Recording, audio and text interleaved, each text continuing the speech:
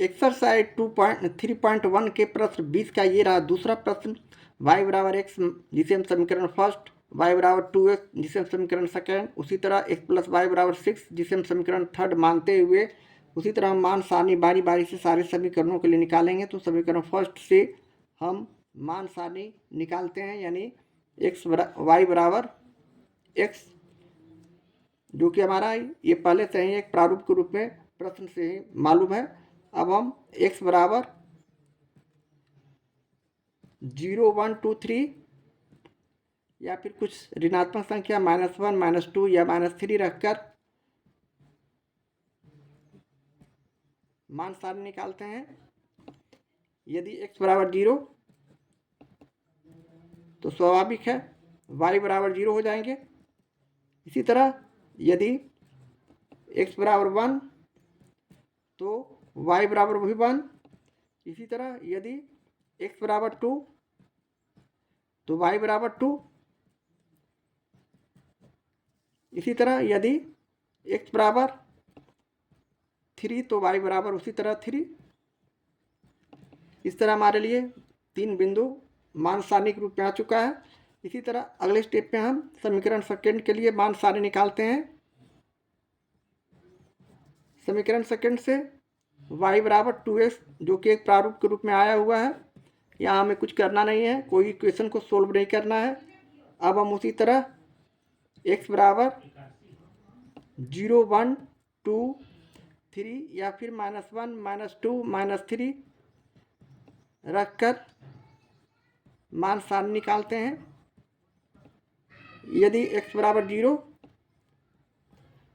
तो y बराबर 2 into 0 अर्थात 0। उसी तरह यदि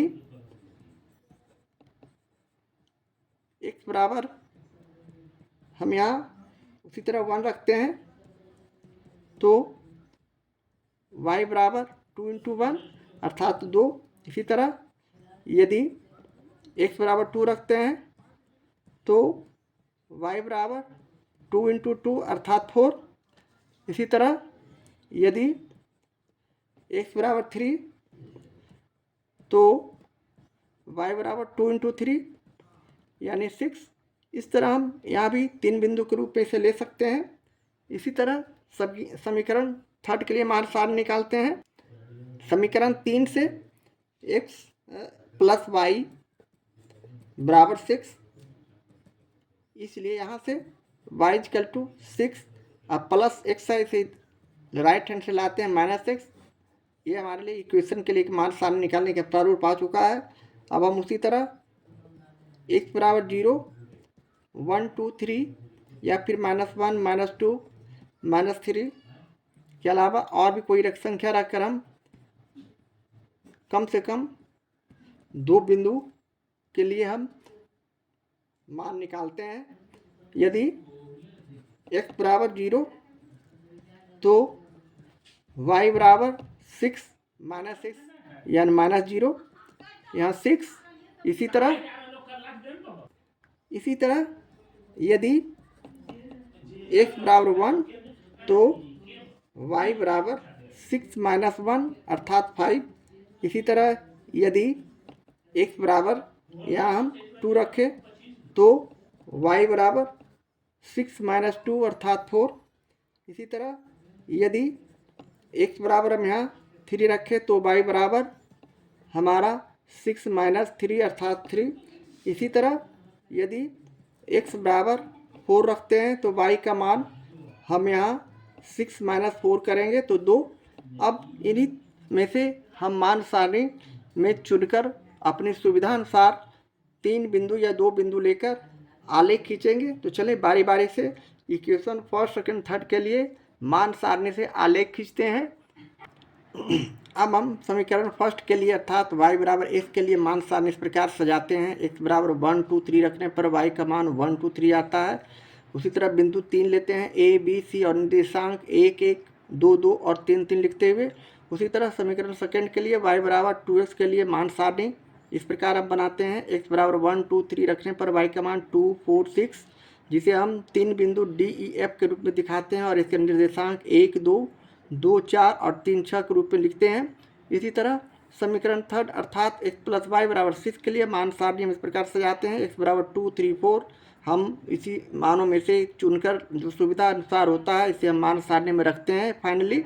और y का मान यहाँ x का मान 2, 3, 4 रखते हैं तो y बराबर 4, 3, 2, जहाँ हमारा GHI 3 बिंदु और उसके निर्देशांक 2, 4, 2, 3 और 4, 2 है। एक घर बराबर 10 इकाई लेकर हम बारी बारी से समीकरण फर्स्ट, सेकंड, थर्ड के लिए आलेख खींचते हैं। तो चले हम ग्राफ पेपर के दूसरे साइड में हम इस तरह x और x डैश अक्ष लेते हुए x अक्ष हमारा हो गया, y और y डैश हमारा y अक्ष हो गया, जहां हम एक घर बराबर 10 इकाई लेकर यहाँ बारी बारी से हम समीकरण फर्स्ट, सेकंड, थर्ड के लिए आलेख खींचेंगे। तो समीकरण फर्स्ट के मान सारणी से x बराबर 1 तो y बराबर हमारा 1 है तो 1 के पास यहाँ आए, ऐसे इंडिकेट इस तरह किए पॉइंटेड करते हुए इस बिंदु का नाम a लिखते हुए 1, 1 लिख दिए निर्देशांक। इसी तरह x बराबर 2 तो y बराबर 2 हम इस तरह यहाँ पॉइंटेड करेंगे, इस बिंदु का नाम b देते हुए हम इसे उसी तरह 2, 2 निर्देशांक लिख देंगे। इसी तरह x बराबर 3,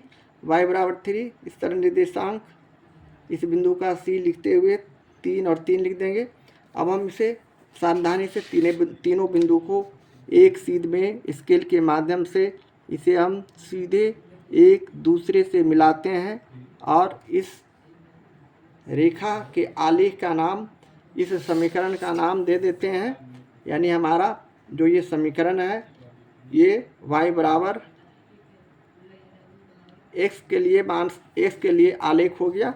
इसी तरह समीकरण सेकंड से हम x बराबर 1 तो y बराबर हमारा 2 है, 2 के पास आए, यहाँ से पॉइंटेड किए, इस बिंदु का नाम d देंगे और इसके निर्देशांक को 1, 2 लिखेंगे। इसी तरह x बराबर 2 तो y बराबर 4 के पास चलें, y बराबर 4 हमारा यहाँ है, इस बिंदु का नाम e देंगे और इसके निर्देशांक को हम उसी तरह 2, 4 दिखा देंगे। इसी तरह x बराबर 3 तो y बराबर 6 हम यहाँ 6 चले, यहाँ पॉइंटेड करेंगे DEF बिंदु दिखाते हुए 3, 6 यानी DEF 3 बिंदु यहाँ हमें मान सारणी के आधार पर मिल चुके हैं। अब हम इसे उसी तरह सावधानी से एक रेखा के रूप में इसे यहाँ खींच देंगे और ये हमारे समीकरण सेकंड के लिए आलेख बन चुका है। इसे हम उसी तरह समीकरण का नाम यानी y बराबर 2x के लिए हमारा ये आलेख हो गया। इसी तरह समीकरण थर्ड के लिए हम x बराबर 2 तो y बराबर 4 हम 4 के पास आए, इस बिंदु का नाम पहले से e रखे हैं लेकिन फिर भी हम यहाँ समझने के लिए इसे g लिखते हैं और 2, 4 दिखा देते हैं समीकरण थर्ड के लिए। इसी तरह x बराबर 3 तो y बराबर 3, यहाँ भी 3 है, इस तरह इसे भी हम उसी तरह दिखा देते हैं GH समझने के लिए 3, 3 निर्देशांक। इसी तरह x बराबर 4 तो y बराबर 2 है, 2 के पास आए यहाँ और इसे हम इंडिकेट करेंगे, इस बिंदु का नाम उसी तरह I देते हुए हम इसके निर्देशांक 4 और 2 को दिखा देंगे। अब हमारा 3 बिंदु आ चुका है जिसे हम इस तरह स्केल के माध्यम से इस तरह रखते हैं और इस तरह हम इसे सावधानी से एक दूसरे से मिलाते हुए इसके समीकरण को यहाँ लिख देंगे। यहाँ हमारा समीकरण है x प्लस वाई बराबर 6 के लिए आलेख है। इस तरह लिखने के बाद यही हमारे सॉल्यूशन हो गया, इस प्रश्न का सॉल्यूशन हो गया। यहाँ हम जो कटान बिंदु है उसे आंसर में दिखा सकते हैं, जैसे पहला ये, दूसरा ये और तीसरा ये। इस तरह हम प्रश्न 20 के दूसरे प्रश्न का सॉल्यूशन करते हैं। प्रश्न 20 का ये रहा तीसरा प्रश्न, y बराबर x जिसे समीकरण फर्स्ट, 3y बराबर x जिसे समीकरण सेकेंड और x प्लस y बराबर 8 जिसे समीकरण थर्ड मानते हुए हम यहाँ y बराबर x के लिए समीकरण फर्स्ट का मान सारणी पहले ही प्रश्न 1 में बना चुके हैं। पहले प्रश्न में 20 में के पहले प्रश्न में इसका मान सारणी हमारा निकाला हुआ है, जिसे हमने निकाल कर हम समीकरण सेकेंड से डायरेक्ट मान सारणी निकालते हैं। समीकरण सेकेंड से लिखते हुए हम उसी तरह लिखेंगे 3y बराबर ए एक्स, इसलिए y बराबर x/3। अब हम यहाँ से उसी तरह x बराबर 0 1 2 3 या फिर -1 -2 -3 रखकर या और भी ज़रूरत पड़ने पर संख्या रखकर हम मान सारणी निकालते हैं। यदि x बराबर हम 0 रखते हैं तो y बराबर यहाँ हमारे पास x/3 है, यानी 0/3 हो जाएगा, जिसे हम 0 भी लिख सकते हैं। पहला बिंदु हम ले सकते हैं x बराबर 0 रखकर y बराबर 0। इसी तरह दूसरा बिंदु हम डायरेक्ट x बराबर 3 रखकर, समय बचाने के लिए हम यहाँ x बराबर 3 रखकर y का मान निकालते हैं। तो y बराबर हो जाएगा 3/3, अर्थात यहाँ 1 हो जाएगा। तो दूसरा बिंदु हम x बराबर 3 रखकर आलेख खींच सकते हैं। दो बिंदु मिलने के बाद हम इसका आलेख खींच सकते हैं। उसी प्रकार अगले स्टेप में हम समीकरण 3 से हम मान सारणी निकालेंगे। चूँकि x + y = हमारे पास 8 दिया हुआ है, इसलिए यहाँ से हम y बराबर 8 - x एक प्रारूप आ चुका है y का मान निकालने के बाद। अब हम उसी तरह x बराबर 0 1 2 3 या फिर -1 -2 -3 रखकर हम दो बिंदु सुविधानुसार लेते हैं और उसमें हम ये सारी संख्या को मान रख कर निकालते हैं और इसमें से दो बिंदु चुनते हैं सुविधा के लिए। यदि उसी तरह x बराबर हम यहाँ डायरेक्ट 3 रखकर y बराबर 8 - 3 करेंगे तो हमारे पास संख्या 5। इसी तरह यदि x बराबर 4 रखते हैं तो y बराबर हमारा 8 - 4 यानी 4। इसी तरह यदि x बराबर हम यहाँ 5 रखते हैं तो y बराबर 8 - 5 अर्थात 3। यहाँ भी हम 3 बिंदु लेकर आलेख खींच सकते हैं। तो चलें इसे आलेख पेपर पर मान सारणी को सावधानी से लिखते हैं और बारी बारी से तीनों समीकरण का आलेख खींचते हैं। प्रश्न 20 के तीसरे प्रश्न के लिए हमने यहाँ तीनों समीकरण का मान सारणी इस प्रकार सजाकर ग्राफ पेपर पर लिखा है। y बराबर x के लिए मान सारणी जो कि हमने समीकरण प्रश्न 20 के दूसरे प्रश्न से लिया है। y बराबर x उसमें भी दिया हुआ है, जो डायरेक्ट हम यहाँ 1 2 3 रखकर 1 2 3 y बराबर निकालते हैं और उसी तरह मान सारणी लिखते हैं। यहाँ 3y बराबर x के लिए मान सारणी हमने समीकरण सेकंड के लिए इस प्रकार लिखा है, x बराबर 0 3 y बराबर 0 1। उसी तरह समीकरण थर्ड अर्थात x + y बराबर 8 के लिए मान सारणी हमने इस प्रकार लिखा 3 4 5 5 4 3 हमारा y का मान आया, जिसे हम f g h बिंदु दिखाते हुए निर्देशांक 3 5 4 4 और 5 3 लिखते हैं। इसी तरह एक घर बराबर 10 इकाई लेकर हम अगले पेज की तरफ इसके ग्राफ को खींचते हैं तीनों इक्वेशन का।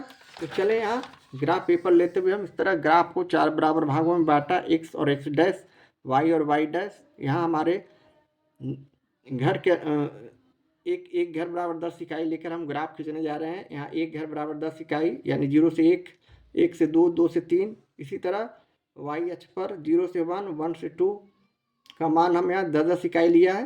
तो चलिए बारी बारी से समीकरण फर्स्ट अर्थात y बराबर x के लिए मान सारणी हमने जो लिखा है उसके आधार पर हम यहाँ ग्राफ खींचेंगे। यानी x बराबर 1 तो y बराबर 1 इस तरह हम इसे पॉइंटेड करते हैं और इस बिंदु का नाम a लिखते हुए 1 1 निर्देशांक लिख देंगे। x बराबर 2 तो y बराबर 2 यहाँ हम बिंदु देते हैं और b बिंदु देते b पॉइंट लिखते हुए इसे 2 2 दिखा देंगे। इसी तरह x बराबर 3 तो y बराबर 3 हम y के सामने आए और c बिंदु दिखाते हुए इस तरह हम 3 3 निर्देशांक दिखा देंगे और इसे हम इस तरह एक सीध में तीनों बिंदु को हम इस तरह मिलाते हैं। इस तरह मिलाने के बाद अब हम अगले स्टेप में इसके समीकरण को लिख देंगे। y बराबर x के लिए आलेख हमने खींचा था। इसी तरह समीकरण सेकंड के लिए हम आलेख खींचने जा रहे हैं। x बराबर 0 तो y बराबर भी 0 है, तो हम यहाँ इस तरह पॉइंटेड करेंगे और इस बिंदु का नाम हम उसी तरह d दे देते हैं और इसे हम 0 0 दिखा देते हैं। x बराबर 3 तो y बराबर 1, 1 के पास आए, यहाँ इसे पॉइंटेड किए और इसका नाम भी दे दिए e, यानी 3 1 इसका निर्देशांक हो गया। अब हम इसे आसानी से दो बिंदु मिलने के बाद इस तरह हम मिला सकते हैं।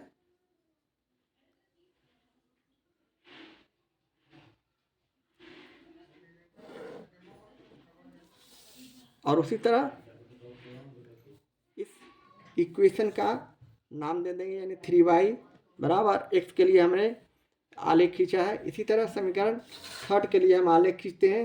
x बराबर 3 तो y बराबर 4, 4 के पास यहाँ आएंगे और इस बिंदु को पॉइंटेड करते हुए हम इसे एक बिंदु का नाम देते हुए 3 5 निर्देशांक लिख देंगे। 3 5 है, यहाँ हमें जाना चाहिए था, तो यहाँ हम इसे हटाते हुए इस बिंदु का नाम देंगे। इसे हम नहीं लिखेंगे, इसी बिंदु का नाम F3 5 इंडिकेट कर रहे हैं। इसी तरह x बराबर 4 तो y बराबर 4 है, हम यहाँ से 4 चलेंगे, यहाँ 4 आया, इस बिंदु का नाम हम उसी तरह g देते हुए इसे हम 4 4 निर्देशांक लिखते हैं। इसी तरह x बराबर 5 तो y बराबर 3, 3 के पास आए, यहाँ हमारा 3 है, इसे पॉइंटेड करते हुए हम इस बिंदु का नाम h देते हैं और 5 3 निर्देशांक लिखते हैं। अब हमारे पास तीनों बिंदु एक सीध में आ चुका है, यानी हम इसे इस तरह रखते हैं, स्केल के माध्यम से इसे सावधानी से इस तरह हम इसे मिला देते हैं और इस बिंदु का नाम, इस रेखा का नाम x प्लस y बराबर 8 के लिए आलेख हो गया। इस तरह करने के बाद यह हमारा आलेख बन चुका है। अब जो बिंदु जहाँ कटान बिंदु है वही हमारा इसका आंसर है। पहला आंसर ये जी, इसका 4 4। दूसरा आंसर, इस बिंदु को कोई नाम दिया जा सकता है, यानी इस बिंदु का नाम यहाँ से 6 और 2, इसका निर्देशांक 6 और 2 हो जाएंगे। इसी तरह अगला बिंदु 0 0, इस तरह हमारा 3 आ चुका है और ये हमारे प्रश्न का सॉल्यूशन है, आंसर है। इस तरह हम प्रश्न 20 के तीसरे प्रश्न का सॉल्यूशन करते हैं।